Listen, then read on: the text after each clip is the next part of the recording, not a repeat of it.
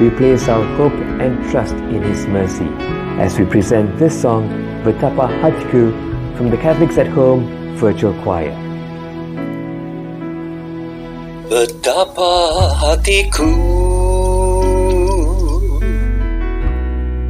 berterima kasih Tuhan, Kau mengasihiku, Kau memilikiku. Hanya ini Tuhan persembahanku, segenap hidupku, jiwa dan ragaku. Takkan ku miliki harta kekayaan Yang sungguh berarti untuk persembahkan. Hanya ini Tuhan permohonanku. Terimalah Tuhan persembahanku. Pakailah hidupku sebagai alatmu seumur hidupku.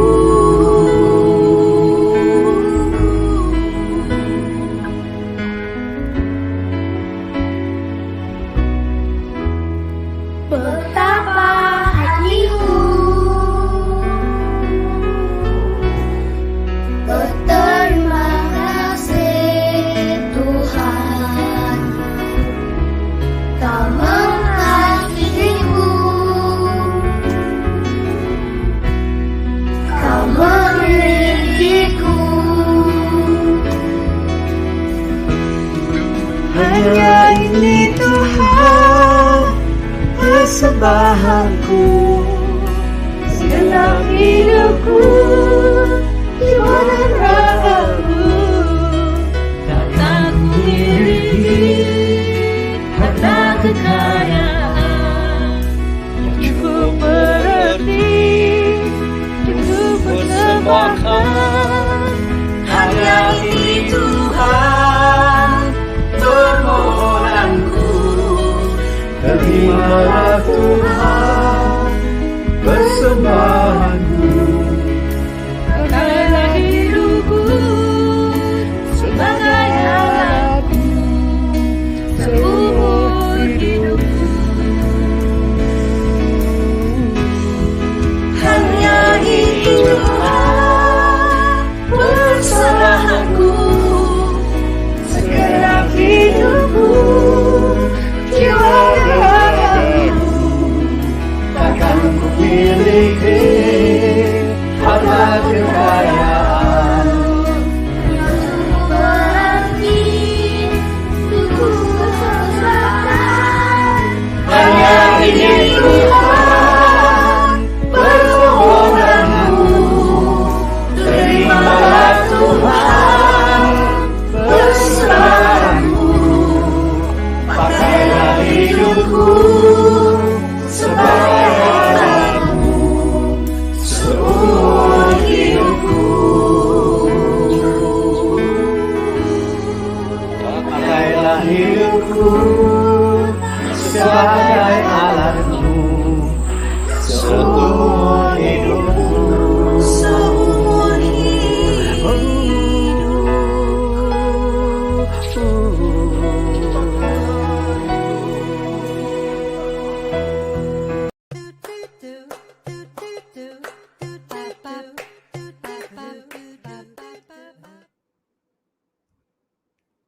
Hey, hello, good afternoon, and welcome to another episode of Catholics at Home podcast.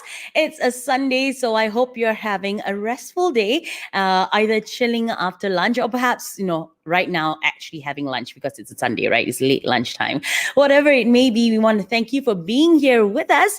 And we hope that you can like and share this podcast so that more people can be aware of the topic that we're about to speak about this afternoon. Now, lineup today is a very interesting interesting topic, but sadly, it's also one that may still be a taboo in some societies. So today we speak about the topic of domestic violence. But before we get right into that, let's bring on my co-host, Catholics at Home's resident priest, Father Clarence Devadas. Good afternoon, Meg. Good afternoon, Father. How are you? I'm good, Meg. I'm fine. How are you? Very good, thank you. Now, Father, today is going to be a rather heavy topic. Are you like super ready for this? Yeah, I think it's a topic that in church we probably don't speak enough of it, at least locally, but universally is much spoken about, which we will address it a bit later and see the church's position, the church's direction, the church's teaching also, because this is an area where like you said earlier, because we are Asians, sometimes these difficult topics we do not talk about, especially in families, and sometimes it is because shameful. We don't want others to know. So rightfully we call the show today "Silent Screamers." There are people who are out there probably who are screaming, but they have nobody can hear them. We don't hear them. So it's like a age for a lot of people who are struggling. Yeah, definitely. Now, while we will be speaking to our special guest this afternoon, I will also be asking Father about the church's stand on domestic violence as well. So we do hope that you can stick with us throughout the show. And should you have any questions, please do drop it down in the comment section below. Okay. So without wasting any more time, let's head on straight to our guest. Now, most of us may have been guilty of complaining of being stuck at home. But the truth is, we don't realize how blessed we are to be living in a safe home. Now, we all know that it is very important to have the lockdown to actually curb the pandemic, but it is also alarming to know that it's also currently the cause of the worrying increase of abuse cases in men, women, and children around the world. Okay, and the statistics are very shocking. I'm not going to go in depth to that, but let's talk about this afternoon with our special guest, our guest of honor. Let's welcome the Member of Parliament for Segambut, YB Hannah Yeoh, on the show to discuss the topic of domestic violence. Welcome to the show, YB. How are you today? Good. Thank you, Meg and Father Clarence. Thanks for having me. Hi, good afternoon, Thank you for spending YB. your afternoon with us. No problem at all. On a Sunday YB, afternoon, I'm sure it's not very easy, isn't it? Yeah. I mean, for a lot of people. It's family time. It's okay because we prepared for this. Just had to have a faster lunch. Thank you for that. No problem. Now, YB, this afternoon, we're going to talk about a topic that's actually pretty close to your heart as well. You've always been an advocate against domestic violence, and looking at the alarming numbers that we see today, what's the first thing that comes to your mind when we talk about domestic violence? When we talk about domestic violence, it is not an easy subject because every family is different, and the long-term care and support that is needed for these survivors of domestic violence, you need to involve a lot of different parties. For example, like the church coming in to give support, and because of that, you need everybody to be working together. So the first step really is to create awareness first. Many people don't know the full extent of domestic violence, and as a result, a talk show like today is very important so that we actually reach a greater audience. That's great. Now, the year has been indeed very difficult for many of the victims of domestic abuse. And other than that, right, this probably has been going on, but this past year, having to be contained in the same household as the perpetrators, what do you think could be other reasons that would have contributed to the increase of domestic violence? I think domestic violence happens mainly because there is a lack of respect for the other person in that household. And it's very important that people need to know domestic violence does not just involve husband and wife relationship. It can be extended to anyone in the same household. So it can be a child, I'm talking about a grown-up child hitting at a senior citizen, or physically, violating them. So it covers everybody in that household, and we have that Domestic Violence Act, but not many people know actually what to do in this kind of circumstances. So Mm. one of the reasons I think it happens a lot during the lockdown is because people are all confined in the same household. Number Yep. one, and number two, there's also all kinds of stress involved. Now, I don't want to downplay these other contributing factors, but it's very important that it really comes from a place of just having a lack of respect for the other person, and physically violating them and hitting them. And so what we want to do now is really to talk about where people can go to for support. Mm. Obviously financial stress is a huge thing in this pandemic, with people losing jobs, having no food to eat, and also then you have other form of violence, sexual violence, for example, in the household. And so during a lockdown, it makes it almost difficult for people to get help. A lot of people were concerned with, if I run out of the house, I go to the police station and I call up for help, will I be fine on the way there? What if I Yeah. don't have a letter running out during MCO? So I feel this is where the government has not done enough to promote or to educate or to give people an idea on what to do. So one of the things that we have spoken about, urging the government to use the MKN platform. MKN use SMS to communicate with a lot of people. And Mm. I know they have blasted it out once, saying, this is the hotline to call if you need to get help. But I think we need to constantly remind people. So this is the government's helpline. You have Talian Kasih 15999, so you can pick up the phone and you can call them. And if you find it challenging to communicate in Bahasa Melayu, Bahasa Malaysia, or English, you can request for someone to communicate with you in Tamil or even Mandarin. Now, during our time, we have also extended Talian Kasih to WhatsApp, because a lot of people may find it difficult. Go back, Mark, go back to the first photo.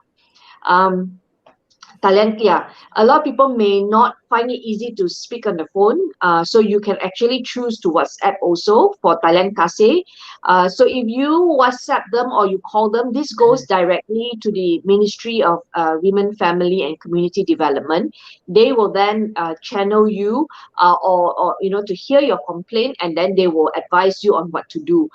You can also call 999, and so that's for government.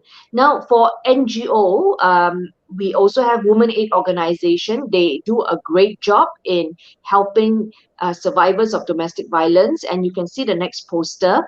These are very important phone numbers to take down. It's called Tina.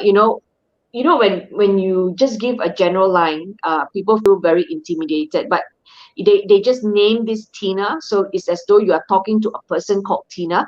And this is the WhatsApp number for Tina. This is run by Women Aid Organization, and they will be able to better advise you on your circumstances on what to do. So these are the two general line that you can contact if you need help. There's also a third one, and that's the OSCC. Um, for OSCC, it's One Stop Crisis Center. Yes, one. So if you have any physical injury as a result of domestic violence, OSCC is in government hospitals. It's like a one-stop center. When you go there, and they will advise you. They will help you lodge police report so that you get the appropriate help. So these are the three platforms that are available for you to get help. Please do take down all these phone numbers. They are very, very important. Yep. Wow. Yeah, So YB. there are many platforms. Go ahead, No, I Raj. was just looking at all these numbers. Of course, I mean we speak of domestic violence. You mentioned about physical violence, sexual Yeah. violence. Of course, there is also emotional violence, abuse that takes place at home, verbal abuse that takes place at home too. I was just kind of reading up a little bit about some of the reports that are out there. The New York Times calls this kind of a domestic violence as a crisis within the lockdown. There is something else that develops. There are some studies also done by UNDP about the rise of violence. But here in Malaysia, are there any studies that are done that you know of with regard to is there's a significant rise of domestic violence, especially during the lockdown? I don't have the data with me, but women organization through their media report has said that they have received an increase of 14% in the number of calls. And with Parliament not sitting, we actually cannot get any of this data from the government agency or from the minister. But these numbers, what we have is the lack of reporting, one, and also the lack of coordination. So when we were in Putrajaya, we have actually established a national committee on domestic violence, mainly putting all the stakeholders together in one room and looking at our data. So, you have Talian Kasih that is managed by Women Ministry. They would have their own data. So before the pandemic, Talian Kasih, they were getting about 15,000 calls, not just domestic violence, but on welfare and other issues, 15,000 calls a year. Now, during the pandemic, definitely it will increase, but maybe it may involve calls on welfare. How can I get welfare aid and all that? But you also then have 999. The police would have a different set of data. Then you have NGOs like Women Aid Organization, and you also have state governments, different programs. So there is a need for us to set up this committee, which we have done so. We need to bring all of them regularly to the table and exchange data and to see, what numbers do you have? What numbers does this government agency have? So that it's a coordinated effort. Without data, it's very difficult to do or to prescribe the necessary intervention. So that's why we need this national committee, and we have established that. But unfortunately, I think they have not met enough, not regular enough, especially during pandemic. I think they can do it more regularly. I would expect the minister to do maybe twice a month, just to look at the numbers and to see how else the government can help the NGOs running these services. Because I recall reading a report sometime last year, and I think that was a little interview done with the police, and they seem to say that there's an increase of parental abuse on children. So it would mean that it's all the reporting mechanisms, in terms of how people report and how many people come forward. From your own engagement on this, are there reasons why maybe people don't come forward, when they should come forward to make a report? There is the lack of awareness, number one, where to get help. And that's why the SMS from MKN will be very useful. Now, number two, domestic violence involves family members. And so some people are caught in a dilemma. If I report, maybe they'll come and take my husband to jail. Or, some people don't know what will come out of reporting. For example, if the husband is the breadwinner, reporting that, and if he's put behind bars, who's going to feed us, family, and also if it involves children. Some people feel that the moment I report, then maybe it's the end of my marriage. And we all have this. Let's just keep this under wrap. Don't talk about it because it causes shame to the family. So this kind of Asian culture, I feel, of not wanting to talk for fear of losing face is not healthy. And this is where I feel it's very important for religious bodies to do more through the main service, the sermon, to encourage people to step forward. Now, I will say for families with public figures or, pastors or church leaders, it's even more difficult if there is domestic violence in these households for the survivors or the victims to come forward, because they feel like, who will believe me if I say, I am physically abused. And so because of that, we have to make sure that it becomes a norm in our teaching and in our conversation to not make it like a taboo subject, so that people know generally that this is very rampant and it's no shame if you're going to get help. Now, I also feel, Father Clarence, that there is a need for us to strengthen education in teaching, strengthening the counseling arm of the church or any body is very, very crucial. Now, one-off counseling can be very useful, but in domestic violence, where it involves family ties, you're going to be needing long-term kind of counseling, and a lot of times we ourselves are not equipped to give that kind of professional counseling. So definitely now when I see young people, they ask me what should they do in life, I always say, forget about 10 or 20 years ago where people say don't go and be a psychologist because there's no money, don't go and be a counselor, these are pro bono jobs. I think those days are over. If you are looking at mental health, it affects 30% of Malaysians, and therefore there is a great need. With great need, there is a need for supply of professionals entering the scene to provide. And so I always encourage churches, strengthen your counseling arm of the church, because this is where it's greatly needed to transform lives and to help reconcile families. Yeah. Absolutely. Well said. Father, any more questions? No, but I think, yeah, I mean, you're absolutely right with regard to having trained psychologists, trained counselors, and I think the trend is shifting. There was a time when if you had to go and see a counselor, that itself was a taboo. Yeah. People looked at you, oh, you must be something mentally wrong with you in order to go to a counselor or a psychologist, and that still exists. Um, you know, I mean, just sharing with you. I mean, as a priest, sometimes people come and talk to you, but if I suggest to them, can you go and see a counselor who's maybe trained in family therapy, which I am not, I will, admit that. Immediately they kind of shy away from that idea. They say, oh, maybe not, So there's this kind of taboo about seeing a counselor, and it very much exists in our, I mean, like you said, in our Asian society. There's always this. Whereas in the West, people see counselors for the smallest things in life. Yeah. Father Clarence, actually, I'll tell you, it starts in school. When we were all going to school, those with disciplinary problem, they will send you to the counseling room. And so we look at the counseling room as a punishment room, when that room should be seen as a healing room, the room where you get help. And that's why I think we need to start with changing that in school first. And also, I think public figures, pastors, church leaders, I always make it a point when it's my anniversary date, I don't just shout about, oh, how great our love is, that we have lasted so many years. That's actually a platform to talk about the difficult things in a marriage. And so every time anniversary, I always try to make it a point in my Facebook. I say, if not for counseling, we would not have gotten this far. And so we have to normalize counseling and start really promoting counseling. I also think there is a need to look at how we do premarital courses before they get married, and not just seeing it as a check box, that we have to tick just so that the priest would marry us.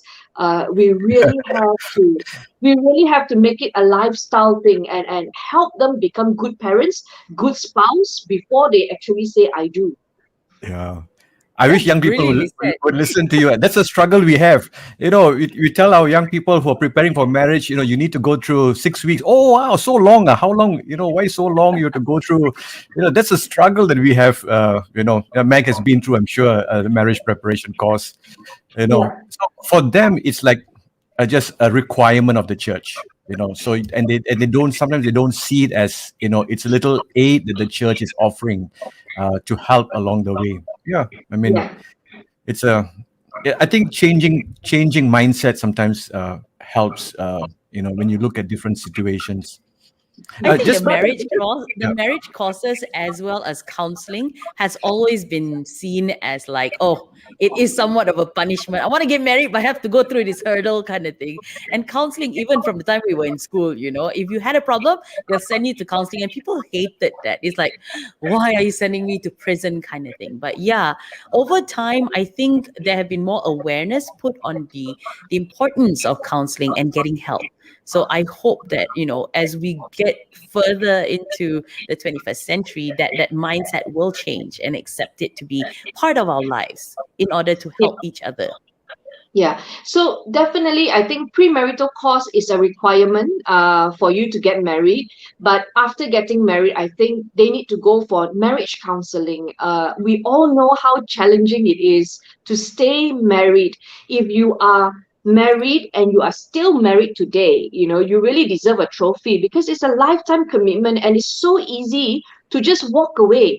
But many Absolutely. people choose to stay together and work out their issues. And so, if you are trapped in a marriage where there's domestic violence involved, can I really encourage you, seek help, talk to WAO, talk to government, or talk to your church leadership, and there's no shame in that. Really, I think we need to normalize counseling for the homes. Yeah. Absolutely. Now, YB, you mentioned just now, right? Domestic violence is a violent behavior in a home. It doesn't matter whether it's, husband and wife, or parents and children, or right now, the alarming thing is that um, older parents are also getting abused by their children. So that's something new, but has become rather rampant recently. So, is there anything that's being put in place by the powers that be to help decrease all these cases? Now we know that there are many platforms to report the cases and to help the victims, but are there anything else? Okay.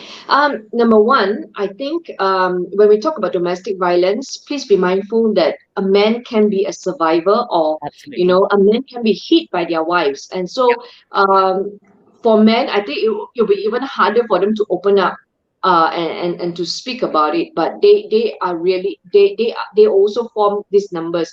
And so, what we have done when we were still in the ministry, we put in place a directory where people can, if they want to start early in wanting to get these things right, or they want to get help according to the different groups, different faith groups. We asked the National Population and Family Development Board, LPPKN, under the Women Ministry. You can look up their website, LPPKN. They have a directory which we have launched, where you can go to if you want counseling on how to counsel your teenager, how to get help for domestic violence. All these are captured in the directory, number one. Now, number two, we have also introduced through HRDF training, parenting courses in together with HRDF, because we really feel that when you involve violence against children, parents, they are not well equipped to parent, and as a result, they just don't know what to do. So we also have that. Now, there are also those who are going through severe financial stress. You can talk to AKPK, Credit Counseling and Debt Management Agency. They will help you out to see how they can structure your finances. So the government is doing all this, but again, it's really a question of awareness. More people need to talk about this, and we need to also provide training, especially for the enforcement officers. I give you an example. Usually, in some cases where people are discouraged from lodging a report, when they go to the police station, then some people will say, "Oh, ini adalah isu rumah tangga. Go back and talk it out, or selesaikan di rumah." That should not happen. And I feel that we need to do more training like this with the enforcement officers. That's why we have the D11 unit in Bukit Aman, to make it woman friendly, to make sure that people feel that they are cared for when they come forward to lodge a report. Yeah. The other thing that we really need to do is to empower the caregivers or the people around that home. So we are looking at neighbors. If you're a neighbor and you constantly hear cries coming from that home, or for a few days now you don't see the wife coming out, it really doesn't hurt to knock on doors and say, "Hi, how are you doing? Are you okay? Is there anything that we can do to help?" If we look at the case of the child abuse in Malacca recently, where the boy was seen by the neighbor to look really down at the compound of the house. If only they had called police, or if they have done more to ensure that the boy is rescued, that could have been prevented. So there is a need for us to be a busybody kind of neighbor, to just say, "Hey, we are here, we are listening, and we can hear you, and make sure you don't repeat this again. We will call the cops." It's always better to be safe than to be sorry. Yeah. So if you have a relative, that they have a pattern of being abusive, check on them and make sure that you report. So I feel that if you are in that kind of circumstances, there's no harm in reaching out to Talian Kasih WhatsApp and also Tina Women Aid Organization. Have a chat first, find out your options, explore your options so that you know where to get help. The other thing that I think a lot of other people can do, bystanders, is to give financially for some of these causes. So you may not know anybody personally, but you believe in helping them out. Give, donate to organizations like Women Aid Organization. Help strengthen their operations so that they can have more shelters. They have more resources to do greater work. The other thing that I think places of worship can do, and I've visited a mosque recently, and they told me about their intention to even set up rooms uh, as a transit place for survivors of domestic violence. They just need a cooling period, where they need to clear their mind, they need to explore options. That's a safe place for them to get shelter. And so that's where churches, mosques, we can dedicate our resources to help. At the end of the day, Father Clarence, I feel that the most important institution in this country, or any countries for that matter, if you want to rebuild a nation, you want to first rebuild the institution called family. If the institution called family is under attack, you can reform the courts, you can reform MACC, you can reform all kinds of agencies. It's not going to help society. And when the institution of family is under attack, everybody must put in effort to strengthen that. That's why it's all our responsibilities to do that. Yeah. Brilliantly said. I guess YB also, I mean, you rightly say that the family is that basic institution for society. I mean, we don't fall from skies. I mean, we all come from the context of a family. But sometimes the stresses of family today compared to maybe 30 years ago, they are so different. They are so different in terms of what they have to go through. I mean, I look at my own parents. I mean, of course, my mother was a homemaker. When I came home, everything was there. I mean, there's some level of stability that when you come back. But today, with the stresses that young people have to go through in wanting to start a family are a lot different and very challenging also. In such a situation, what would you think? I mean, what would you say to young people who are thinking, of starting a family? They're so afraid. Uh, they're so afraid even to do that. But Yeah. how do we help them to understand that yeah, you have to work through these things, like you said, every anniversary is a trophy, isn't it, in some ways? Yeah, yes. I think for a start, to understand domestic violence is not to be judgmental. So we cannot judge the survivors, or there should be no excuse given for any violent behavior. It is not right in any circumstances. You cannot say, oh, when I come home, housework is not done, therefore I hit my wife. That's wrong. Or she has not prepared dinner early, and that's why I hit her. There should be no excuse for any pattern or any violent behavior. So not to be judgmental, that's important. Now, number two, for young people considering marriage, I will say, please do not rush into that ceremony, that marriage ceremony. Is very important that you take the time to go through the premarital course. Now, if there are any issues before you get married, it is unlikely for that marriage or it is unlikely for that behavior to change the moment you say I do, or after the wedding ceremony. Those of us who are married, we know how long it takes to correct or to just see a different behavior. There sometimes it takes forever for that improvement to come, and that's why don't rush into it. Now, our Bible is actually the perfect place for to learn what is right and what is wrong. We always quote that scripture, love is patient, love is kind. But there is also that component in there that I really like, and that is love is not easily angered. And so if you are finding yourself constantly annoyed by your partner or your spouse or your boyfriend, your girlfriend, then you need to examine yourself and ask, am I in love or not? Because love clearly says that it's not, love is patient, love is kind, and it's not easily angered. So if you are not any of this, you need to start working on it, and improve yourself first before you say I do, and especially before the children come. And that's why I really think that we need to make it more accessible, all this help platforms, so that people know exactly where to get help. At the moment, if you ask any normal families, they don't really know where do I get counseling, or who can I call, and even church leaders sometimes don't know where to go to, and so we definitely need to do more to strengthen these help resources and platforms.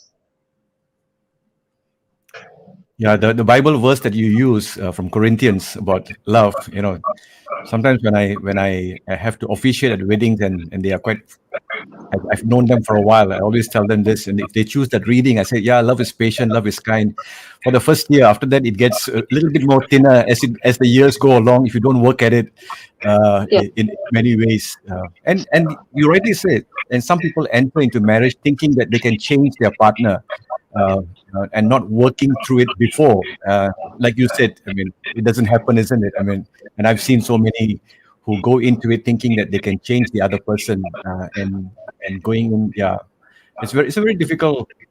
Like, just coming back to your earlier point, YB, there are people who are afraid to report because they may take away the husband or take away the breadwinner of Yeah. the family. Are there support structures where they could turn to in the interim, to get help? Because financial difficulties can be a cause of violence in the home.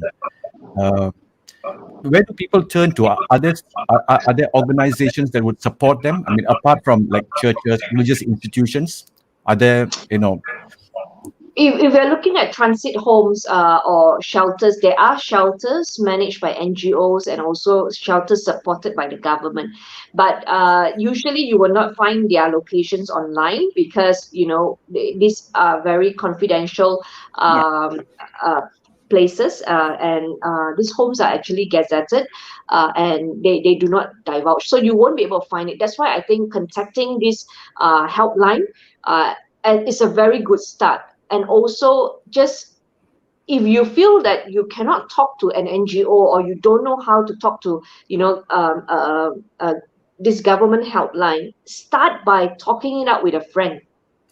Don't keep this, the topic is silent screamer. Don't scream it within yourself. Talk to somebody you trust, and get help, so that at least somebody else knows about your situation. That would be a very good start already, by talking to somebody, and that somebody then go and do the research and find out exactly where, and what's the next step that we can do. Now, the what will happen when you call this helpline, for example, Talian Kasih, if you report a situation of domestic violence, there is a chat there.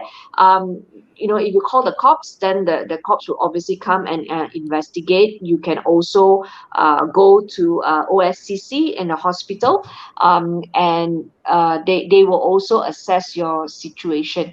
At the end of the day, there are legislations involved where you can get emergency protection order. So, for example, if you call Thailand Kasih, and they will issue you an emergency protection order, within 24 hours, social welfare department will come and give you that protection order, or sometimes you go to court and then you can get 7 days kind of order. But if you are unsure as to what applies in your situation, that's where, at the end of today's talk, I think the most important thing is that you need to know these helplines. Talian Kasih, Tina, if you have this number stored, this is a good starting place for this kind of conversation. Yeah. Okay, so I'm just curious though, YB. I'm sure you've had many experiences, helping out and reaching out. Just curious, when a person has actually been badly abused in a relationship, how do they heal and find themselves again? Have you come across, victims who have helped themselves, find themselves back again? I'm sure it's a long There process. Yes, there is a long process, but I think the message is you can be a survivor and you'll be okay. That's very important. There are other survivors who have gone through this. You are not alone. I think that's a very important message. This is not an ad hoc case that only happens to you. There are many people in similar situation, and you'll be okay. Now, this counseling and restoration or rehabilitation is going to take time, because it's not just physical, it's not just emotional. In some cases, it also they need spiritual healing as well. And that's why I think, depending on your faith, that's why we have this directory on LPPKN's website, and also ask around. And I hope that people who need help will find help. You will go through that process of recovery, but you need to know, don't blame yourself, number one. And for those of us who are helping, don't be judgmental, because it's not easy to walk in their shoes. Very true. So now we're all not all of us are, have that expertise in counseling a person. But if, for instance, our neighbor or best friend is going through that situation and they come and speak to us, what do we do? How do we approach the topic so as not to make them feel even more fearful or guilty in, actually trying to help us for help from you? If there's any physical injury involved, that means if the hitting has taken place already, it is unlikely to change. The circumstances are not going to change just on its own. You need intervention, right? And if you are seeing signs on their bodies, it is time to call the cops. You really need to make sure that they get help. That's why OSCC, like in a government hospital, OSCC is very important, because they have professional there who will be able to assess the situation for you. So if you are a caregiver, you are a friend, go and find out in these places, because you know the circumstances for that family. You can go and get help. Ask on behalf of your friend and see what else can be done. Now, YB, you said earlier just now, it's okay to be a busybody and check on your neighbor once in a while, but can being a busybody and checking on your neighbor cause further harm, though, to the ones that are being abused? If you just keep quiet, it's not going to help them. Yes. So, and you are not going to get into trouble. It's not against any law for you to lodge report. Anybody can lodge report. It's up to the police to do the investigation. Yeah. Absolutely. But, as a start, I think fact finding is very important. And that's why, if you're hearing cries, constantly crying coming out from the home, or you hear screaming, shouting, you can knock on the door, and it helps so that they know that, hey, there are people around us who know and can hear us. Yeah. Now, backtracking to what we said earlier, right? Being in the 21st century, we still hear of excuses like, you cannot tell people that you're being abused at home because we need to save face. It's our family name and we need to preserve that and all that. We still hear these excuses in the 21st century. How can we change the mentality of families and stop all this toxic advice, but instead, help the victims come up and help the victims, pull through and pull out of this very abusive relationship?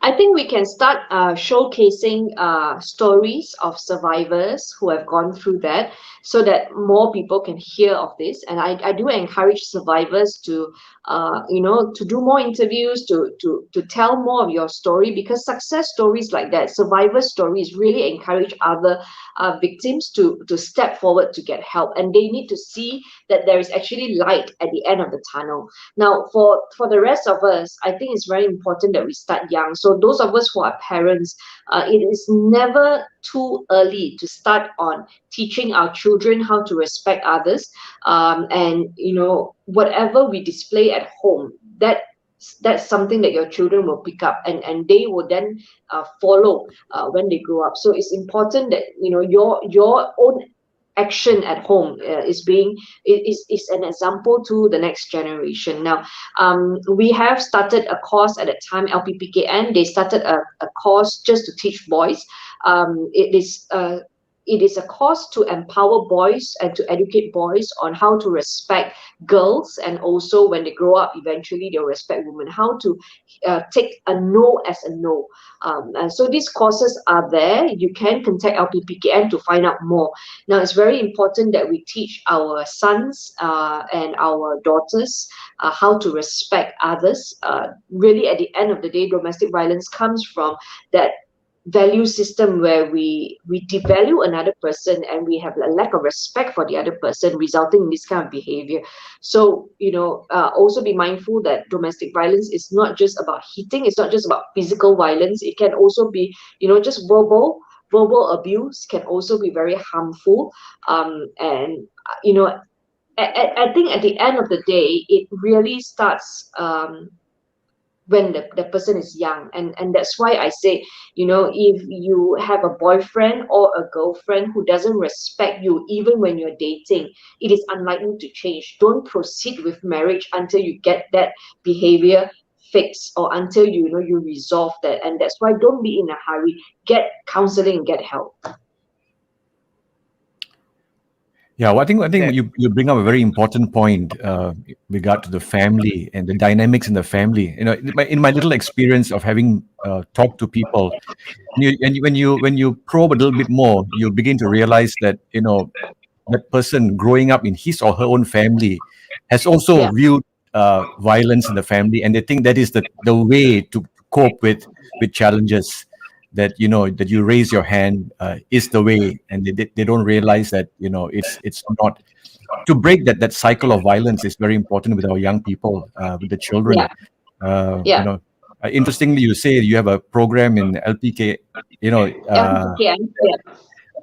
that to train boys to respect girls. Why isn't there one the other way around? I was just thinking to train girls to respect boys too. I mean, because I think this is the difficulty. I think the difficulty when we talk about domestic violence, a lot of people think it's just women who are the victims.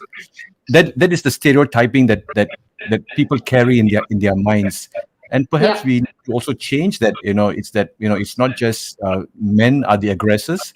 I'm not speaking here defending men, but I think the dynamics here is that things are changing.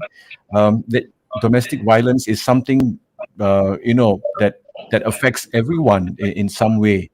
And perhaps when you use the word busybody, I think Malaysians are generally we are quite busybody lah. But maybe for the wrong reasons we are busybody sometimes.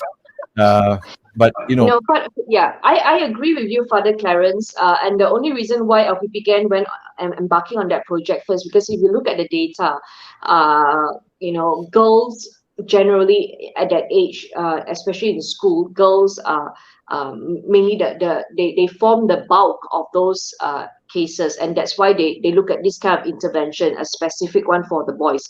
But really moving forward as a nation, I think whatever we are discussing here need to be introduced in school at a very young age, where we actually teach people to respect one another. Now, domestic violence happen because sometimes this aggressor think that they can hit somebody into submission. You are not going to get any submission out of hitting, and that's wrong, whether it's your child or whether it's your spouse. And that's why I think this culture of hitting, whatever race or religion, we have to speak up against it.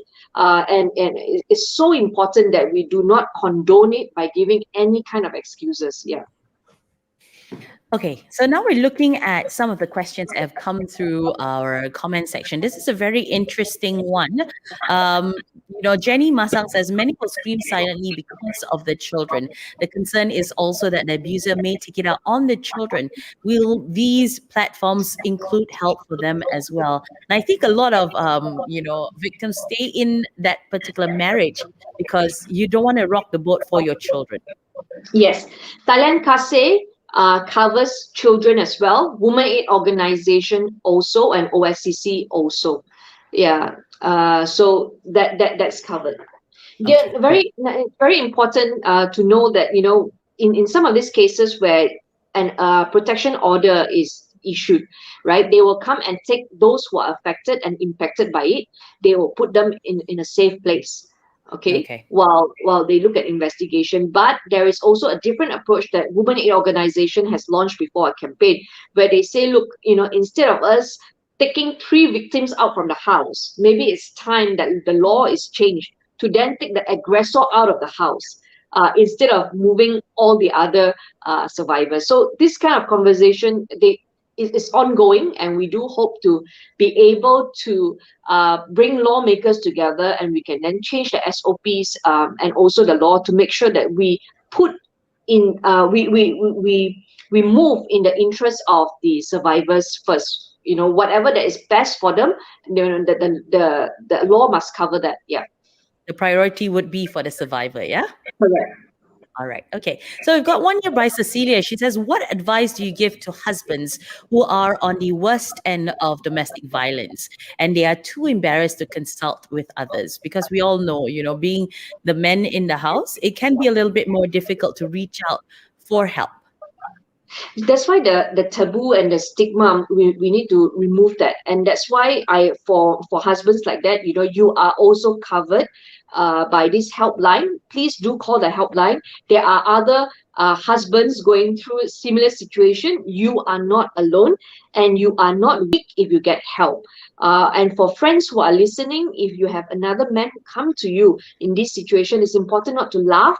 And when we say don't judge, don't mock them, because it is Yeah. hard enough for them to suffer in silence and then to take the first step in telling you.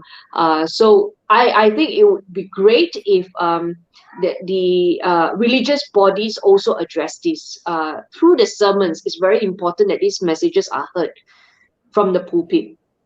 Okay. All right. So I'm just going to combine a few questions that I saw earlier. YB, do you think that inequality and poverty contributes greatly to domestic violence as well? Definitely, there are factors in this. I mean, when I was the deputy minister, I was answering questions in Parliament, and they asked, what were the contributing factors in domestic violence? And we look at, number one is the conflict at home. That means there's constant quarrel.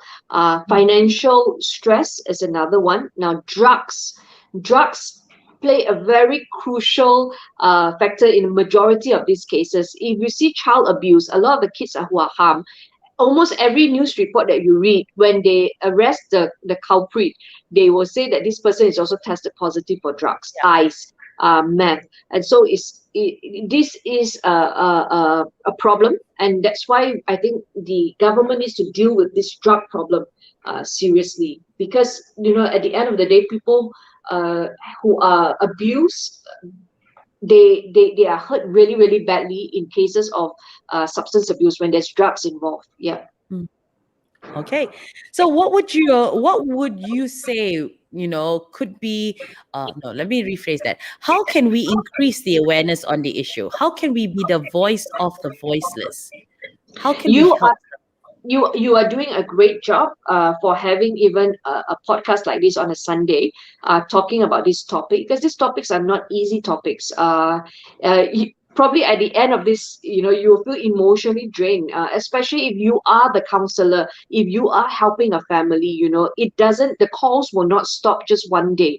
It's a long process to help somebody through this step, and we need people who are willing to pay that price, as caregivers, as friends, to walk them through this. And also for church, if you are dedicating resources in your church for this thing, that it's not going to be cheap, because you have to put up a shelter, you have to give towards these places. But if we continue to raise awareness, and we continue to talk about this and be open about this data, and we also promote survivor stories, I think there will be a great shift in the environment where people feel that, okay, this is happening too rampant, and there are ways we can get help, and these are also ways where we can actually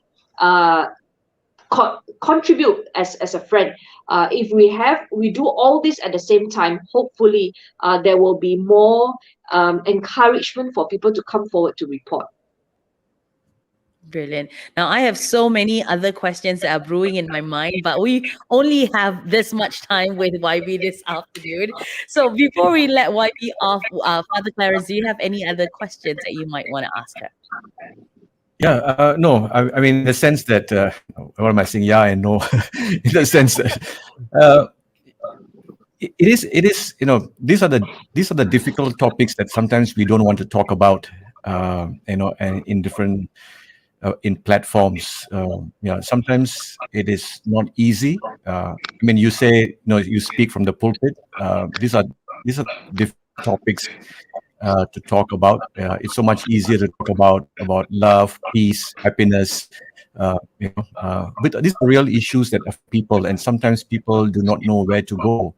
And I think what you have highlighted today is also to be able to empower these silent screamers to come out and speak, and not just, and not just report, but I think a lot of people look for support also through that process. And I think that's very important, whether it's church or whether it's a neighbor. Um, Apart from just giving a call to someone, how do you support them? And I think, through this, and that's what people are afraid of. I mean, YB, just before we let you go, I know you have a very busy Sunday. What would be your words to those who are silently suffering, screaming out there, if they are listening in this afternoon? Your message that Your to advice. them? My message to people who are suffering at home is not to do this alone anymore. Start simple steps. Go to Facebook, look up for Women Aid Organization Facebook page. Go through the materials, read, equip yourself with information, and that you don't have to carry on with this alone. There are many people out there who are going through a similar situation, and you can get help. And I also encourage you to store these numbers, and find the courage to ask those difficult questions. You will be able to find answers. That's great. Now, I hope you've taken a little bit out from this whole conversation that we've had in past hour. And, please reach out if you do need help. The numbers are still scrolling at the bottom. So please seek help. Don't scream silently.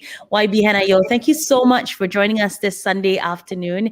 It really helped enlighten the topic for a lot of us. And hopefully we've reached out to some of the silent screamers who are watching as well and gave them strength to come forward and seek help. So we're going to wish you a great Sunday ahead, and we hope you stay safe and take care.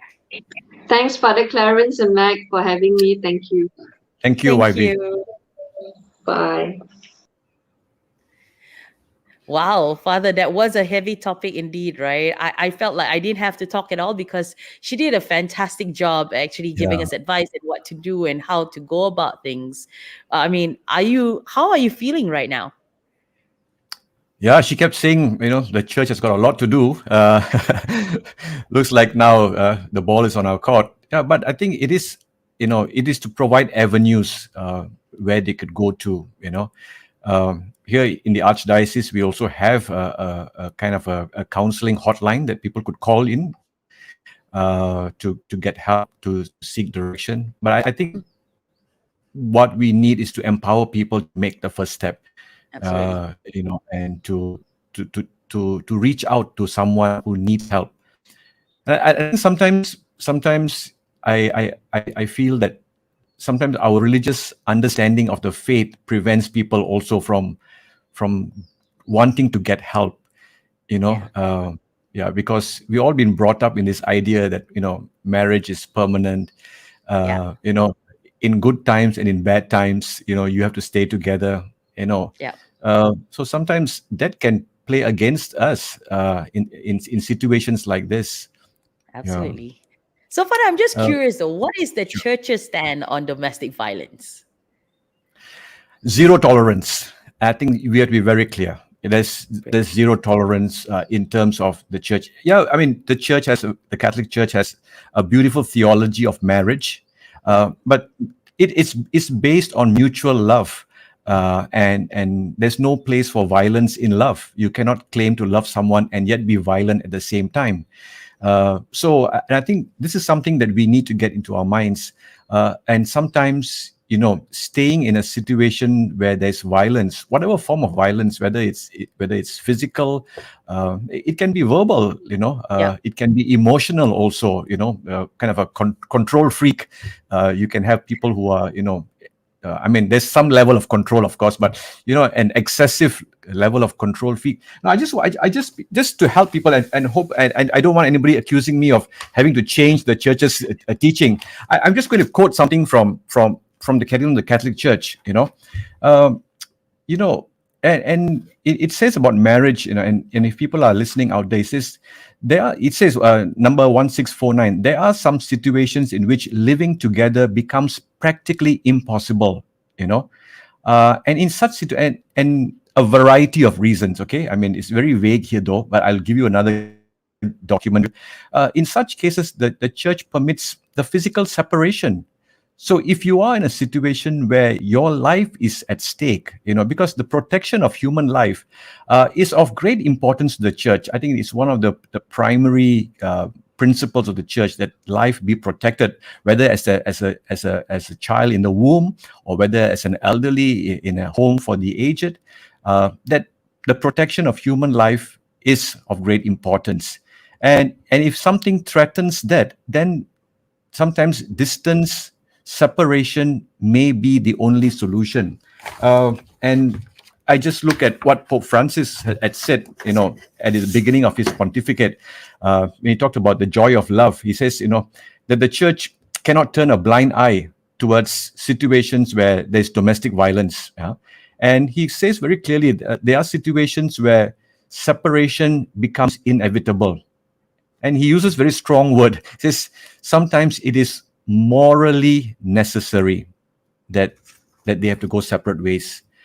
So I think that's something that we shouldn't be thinking about. Yes, marriage is permanent, marriage is lifelong, but there must be mutuality between the two. And when you think that that you are being threatened, I mean, reasonably, that your life is being threatened, and it's not just physical, because marriage is about the well-being of the person. So it's total, the well-being. So it's your mental state, your emotional state, Yep. your spiritual state, and your physical state. If there is a reasonable threat, sometimes you may need to walk out, in order to be able to maintain that protection. So sometimes, you have good people who say, oh, no, and somebody comes and says to you, oh, no, maybe you should just go home and pray more, maybe fast a bit more. This is the vow that you took, in good times and in bad. And then we just perpetuate the problem. Absolutely. And I think the church is very clear. I mean, the church is very clear. I've just quoted two documents. I mean, the Catechism of the Catholic Church and the canon law itself says very clearly that if you are under threat, then perhaps you should, the most reasonable thing to do is to protect your life. And that action could be to move out for the sake of, for the sake of yourself and the children, if they are children. Absolutely. So, Father, would you say that, divorce, if they are considering it as a last resort, after having tried all sorts of things, whether it's counseling, whether, you're reaching out to the person who is, causing the harm as well, you've done everything, but you're just sticking it in because, hey, the religion says you should be married forever and stuff like that. So they don't even want to think about divorce. Let's not even talk about the family that's going to be against it as well. So, what do you have to say for that then? So I think that the church doesn't use the language of divorce. I mean, there's another language that the church uses. In this context, it talks about separation, living separately. That there's a greater good. Sometimes people think that divorce is the greater evil, but sometimes the violence is the greater evil, rather than the divorce in itself. And the only solution, like you said, everything has been tried and everything possible. And sometimes we talk about you have to forgive, but forgiveness, there also must be some level of some reasonable expectation of change on that side of the person, because sometimes forgiveness can also perpetuate the problem. You keep forgiving and you just empower that person Whether it's, whether you are physically abusing somebody, it just empowers a person to do it all the time. And then they use religion and say, oh, you have to forgive, you have to forgive, Yeah.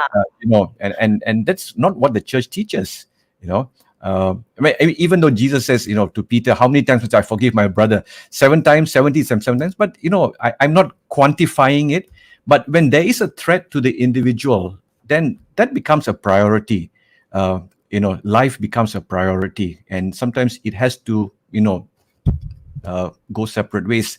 I mean, hopefully one of these days we'll have this conversation, when you move out. And sometimes divorce is inevitable because, in terms of custody, in terms of other legal issues, when the marriage is broken down, that may be the recourse, but that is a civil recourse that people take. But in the church, there's also a process of annulment or nullity of the marriage. There are two different ideas. Divorce is to say that the marriage has ended, but annulment or nullity to say that marriage never existed. But perhaps that's a topic for another day to look at. But what I'm saying is that, if you are in a situation of threat, if there is domestic violence, repeated violence, and you feel that your life is in danger, the life of your children is in danger, do not think twice about moving out to get help, to seek comfort in a family member or a close friend or even the church. Because even if someone came to me and said that, I'm repeatedly being hit, the very first thing that I should be doing as a priest is to find the place for that person to go to where to be safe, to find the safe space.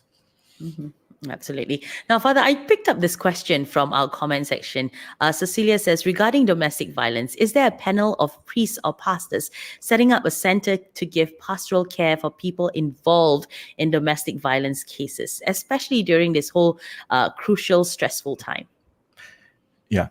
So, as I said in the beginning, we have a hotline that people can call to, but it's a general hotline. It's not just for domestic violence, people who need counseling. We have our Archdiocesan mental health ministry that provides counseling, trained counselors. Usually, what happens is people always come to the priest first. They feel a lot. I think one of the things about going to a priest, yeah, exactly, is confidence and confidentiality also. Correct. People think that the priest will not talk. He has no wife to complain about somebody else. So, in that sense, he's not going to talk about it to someone else. So people come to us, and my experience has been is if I listen for the first time and I think that I am not able to, I would channel them to professional counselors. But sometimes people are reluctant. They are reluctant to go. But I would really like to encourage. I mean, yes, as priests, we go through a very basic course on counseling, but sometimes you need very specific help. And there are trained people for family therapy, or whether it is for, in an abusive situation. And you need to be able to take courage and go and not to be afraid. And I think that is something that people need to, and like I think YB said, to remember that you're not alone, that there are many other people who also suffers situations like this, to get some help. So you can go to the Archdiocesan archkl.org and to get the contact details of our own counseling centers, and there are many others out there too, where they can get some assistance. Wonderful. So yeah, like YB said also, do not be afraid. You're not alone. So come forward, look for help as well. Now, Father, this is a very interesting question. Okay, I'm going to ask you the last one from the comment section. Cecilia once again says, this question is directed to Father Clarence. Is it true that when the love for God grows cold or lukewarm, then the mutual love of a couple for each other will also grow cold or become resentful and hateful to each other? I don't think... Maybe this is something that maybe Meg that you need to answer, because you are married, so probably No, but the reality. I mean, I always tell couples who are entering marriage, God is very important in any marriage. That's like the binding factor. That holds the family together. Without that, I don't think there's a direct correlation. But simple sayings like a family that prays together stays together. It's not as simple as that, but sometimes your fear for God also sometimes helps you to learn how to respect one another, to treat each other as equal partners in a marriage. But I know, I mean, what I'm speaking is all theory. Of course, I'm sure some people will be saying, but people should come to, and that's why sometimes when couples have difficulties, I send them to other couples, because the experience sometimes speak louder than the theoretical explanations that we have in the book, isn't it? Yeah, that's true. I feel like, although your love for each other may become cold or lukewarm, as she says, God's love never really changes for us. That's what I feel based on my personal experience. So, regardless of what happens in your marriage, you can always turn to Him because He's always going to be there for you and He can help you through it. So, whether you make the decision to seek help or whether you make this decision to stay silent, God's always going to be there for you. And hopefully, He'll give you the strength to come forward and seek help. So, that's my experience, basically. Yeah, So I guess it's been a very interesting show indeed. someone asked, how many chances do you give an aggressor, isn't it? I mean, Yeah, is this related to Peter's question to Jesus? How many correct. times? I think if people don't get some, it's very difficult to change anyone. Yeah. They need help. People who are the aggressors, they need help, and they don't realize it. Sometimes they Yeah. don't realize. They don't realize it. Then the victim needs to find help. Yeah. And I read recently, forgiveness is not just letting people take advantage of you, but sometimes forgiveness is also moving on in life, and leaving behind some of the hurts, whether it's physical, verbal, or emotional, and that's part of forgiveness too. Yeah. Father, today happens to be our 50th episode of the Catholics at Home podcast. How do Oh, you wow. feel? It's coming up to the first anniversary of Catholics at Home podcast, I'm just diverting from our topic this afternoon. It's been super exciting for the past 1 year. Well, when we first started, there was Mark, Kevin, and myself.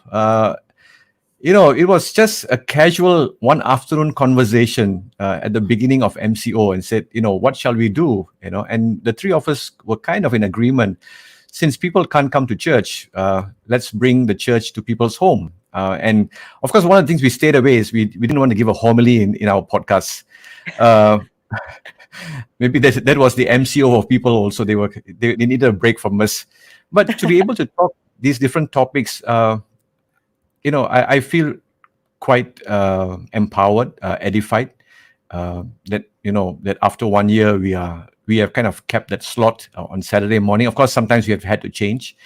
It's been a great blessing. Yeah, I think technology has been a great blessing for us to be able to have these conversations, and we hope to continue with people like you, Meg, and all the others who have come along and helped us and supported us. We wouldn't be here if not for the support of a lot of people. It was the first three. You can call us the Three Musketeers or the Three Stooges or whichever you think we are. But we would not be here if not for the support, like people like you, our regular viewers who have been coming and sharing these conversations with others. And we hope to continue and to be able to help other people understand the church better, our faith better, our social engagement better. And that's our hope. Well, I hope this continues for many, many years to come as well, because I think we've covered quite a number of amazing topics. And I think this year looks like it's going to be even more interesting with all the topics that you've lined up for us as well, Father. So yeah, exciting times ahead, isn't it? Indeed. Yeah, never All right, thought so- that when I was trained for a priest, I'd be doing this. Well, you got to move with times, Father. Well, I don't think you even thought that you have to do mass online either. But hey, No. here we are. Never prepared for it. Yeah. So sometimes you just go with the flow. Absolutely. So I guess we've wrapped up the topic for this afternoon. What's your advice, Father, for everyone watching, as well as for those who are, silently suffering? Yeah. So I think one of the things is, do not be afraid to ask for help. I think there are many issues that have come up during this lockdown. Not just domestic violence, other mental health issues are also increasing, Yeah. and you know I think the first thing what I would like to say is, if you feel that you cannot cope, get help. And do not be afraid. Don't be shy. There are lots of places where you could go to. They would maintain confidentiality, uh, or even just reach out to a friend. I mean, I think this is something that we have been talking about. If you think somebody is suffering, call that person up. And I think this is the kind of thing we have been saying to people.